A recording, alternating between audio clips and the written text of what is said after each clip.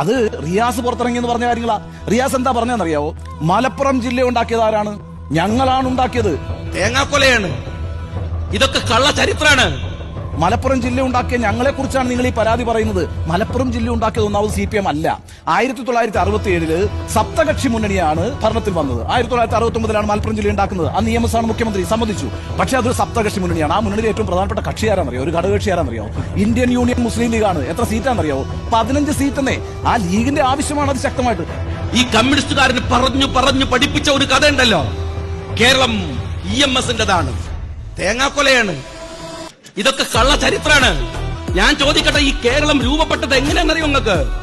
ഈ കേരളത്തിൽ നായർ സമൂഹമുണ്ട്. ഈ ലോകത്തെ ഈ കേരളത്തിന്റെ കൈയാണ്. ഈഴവന്മാരുണ്ട്, കാലാണ്. മുസ്ലിങ്ങളുണ്ട്, തലയാണ്. ഓരോ ശരീരത്തിന്റെ ഭാഗമാണ് അവരൊക്കെ.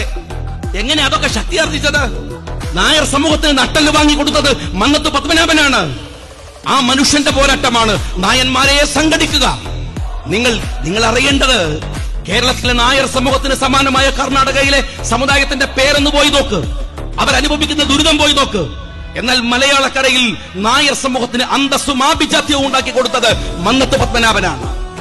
മഹാനായ ശ്രീനാരായണ ഗുരുദേവനാണ് ഇവിടെ ഈഴവ സമുദായത്തിന്റെ നട്ടല്ലായി വന്നത്. ഡോക്ടർ പൽപുവിനെ പോലെ, അയ്യങ്കാളിയെ പോലെ, വക്കം അബ്ദുൽ ഖാദർ മൗലവിയെ പോലെ, വഫക്കി തങ്ങളെ പോലെ, CH മുഹമ്മദ് കോയ സാഹിബിനെ പോലെ, സീതി സാഹിബിനെ പോലെ ഒരു പോരാട്ടത്തിന്റെ സാമുദായിക നിരയുണ്ട്.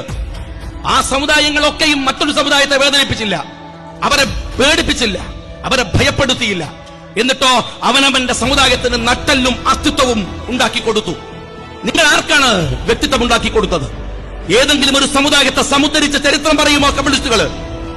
നിങ്ങൾ പാടി പഠിപ്പിച്ച വിപ്ലവ കഥകളിൽ കള്ളത്തരങ്ങളല്ലാതെ നേരുണ്ടോ സഖാവേ? നിങ്ങൾ രക്ഷപ്പെടുത്തിയ ഒരു വിഭാഗത്തിന്റെ പേര് പറ. വിശ്വാസികളുടെ നാടാണ് കമ്മ്യൂണിസ്റ്റുകാരായ ഇന്ത്യ. അന്തം കമ്മികളായിട്ടുള്ള എത്തിസ്റ്റുകളുടെ നാടല്ല ഇന്ത്യ. ഞങ്ങളുടെ ഇന്ത്യയാണിത്. ഈ രാജ്യത്തെ മതത്തിൽ വിശ്വസിക്കാൻ ഞങ്ങൾക്ക് അധികാരം തന്നത് ഇന്ത്യയെ ഒട്ടുകൊടുത്ത കമ്മ്യൂണിസ്റ്റുകളല്ല, ഇന്ത്യക്ക് വേണ്ടി പൊരുതിയ ഗാന്ധിജിയും നെഹ്റുവുമാണ്, കായികമില്ലാത്ത മുഹമ്മദ് ഇസ്മായിൽ സാഹിബുമാണ്.